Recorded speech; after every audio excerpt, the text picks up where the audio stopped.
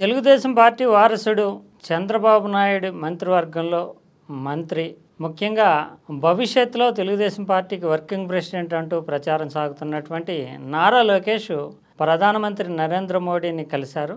కలవడం పెద్ద విశేషం కాదు, కానీ ఆయనతో పాటు ఆయన ఇంట్లోనే 2 గంటల పాటు గడిపి డిన్నర్ చేసి, ఇది ఒక అధికారికమైనటువంటి పర్యటన కాకుండా అనధికారికమైనటువంటి ఆత్మీయ పర్యటనగా ముగించుకుని వచ్చారు.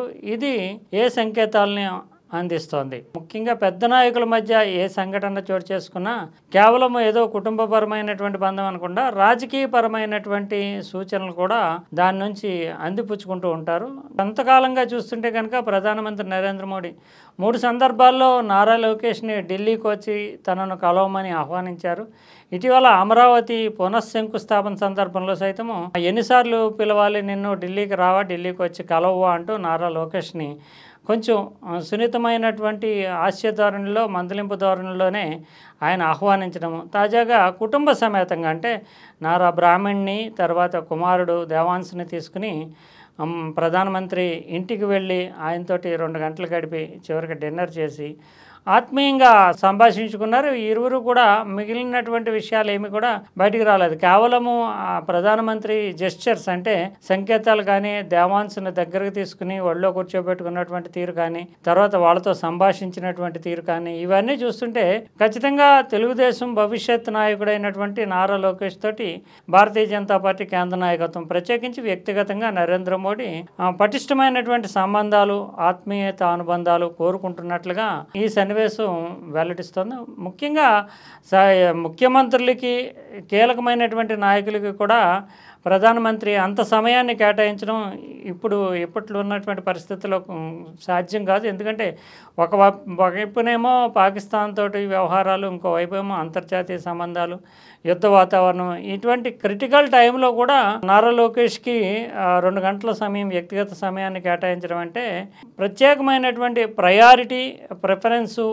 నారా లోకేష్ తెలుగుదేశం వారసుడిగా భవిష్యత్తులో ముఖ్యంగా రాష్ట్రాన్ని నడిపేందుకు అవసరమైనటువంటి శక్తి సామర్థ్యాలు ఉన్నాయి అని గుర్తించడంతో ఒక షేక్ హ్యాండ్ ఇచ్చేటటువంటి ప్రధానమంత్రిగా ఆయన ఈ సన్నివేశానికి రూపకల్పన చేసుకున్నారు.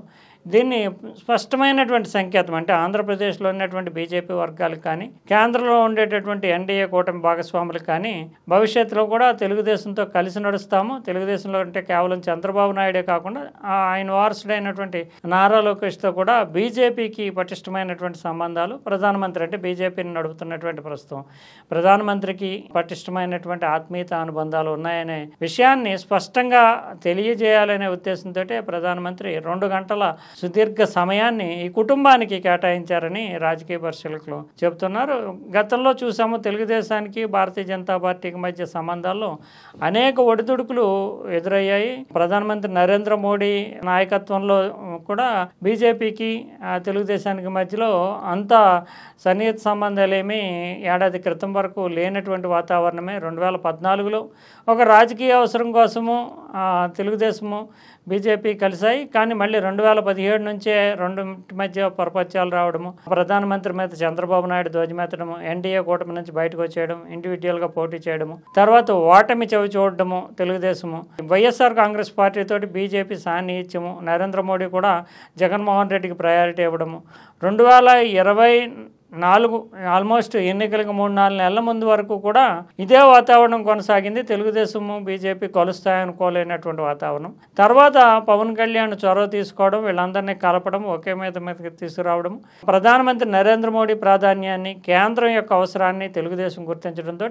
ఇక భవిష్యత్తులో ఎట్టి పరిస్థితుల్లోనూ ఏదైనా సరే బీజేపీతో కలిసి నడవాలని తన శ్రేణులకు కానీ, తర్వాత లోకేష్ కానీ చంద్రబాబు నాయుడు స్పష్టంగానే చెప్పేశారు. ఆ నేపథ్యంలోనే ప్రతి విషయంలోని నరేంద్ర మోడీని ప్రశంసించడము, నరేంద్ర మోడీని వివిధ అంతర్జాతీయ వేదికలు, మీడియా వేదికల్లో ఆయన యొక్క నాయకత్వాన్ని కీర్తించడము, ఆయన నాయకత్వమే దేశానికి ముందుకు తీసుకెళ్తుందని చెప్పడము, ఇవన్నీ చంద్రబాబు నాయుడు పట్ల కూడా ప్రధానమంత్రి నరేంద్ర మోడీకి ఒక సాఫ్ట్ కార్నర్ రావడానికి కారణమయ్యాయి.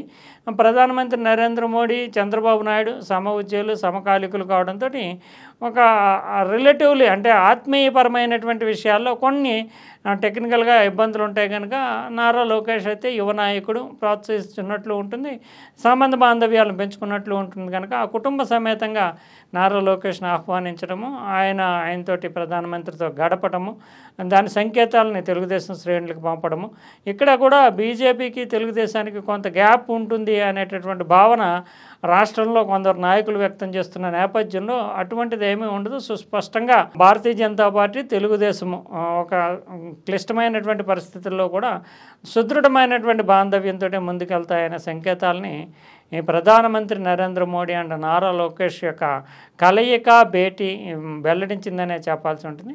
ఈ సందర్భంగా అనఫిషియల్గా జరిగిన దానికంటే కూడా అఫీషియల్గా మాత్రం అంటే 2047కి సంబంధించి ఆంధ్రప్రదేశ్ చేసుకుంటున్నటువంటి విజన్ ఏదైతే ఉందో దానికి సంబంధించిన కాఫీ టేబుల్ బుక్, దాంట్లో కంటెంట్స్ని ప్రజెంట్ చేయడం, తర్వాత వికసిత్ భారత్ కోసము భారతీయ జనతా పార్టీ కేంద్ర నాయకత్వము ఎన్డీఏ తీసుకుంటున్నటువంటి చర్యల గురించి ప్రధానమంత్రి వివరించడము, మిగిలినవన్నీ కూడా ఆత్మీయపరమైనటువంటి నాయకత్వ సలహాలు, సూచనలు, అసలు తాను ఎలా ఎదుగుతూ వచ్చాననేటటువంటిది ప్రధానమంత్రి నారా లోకేష్తో స్వయంగా పంచుకోవడము, తనకి గైడెన్స్ ఇవ్వాలంటూ నారా లోకేష్ ప్రధానమంత్రిని కోవడం, ఇవన్నీ కూడా వారిద్దరి మధ్య సుహృద్భావ సంబంధాలకి ఒక నిదర్శనగా నిలిచినాయని పరిశీలకులు చెప్తున్నారు.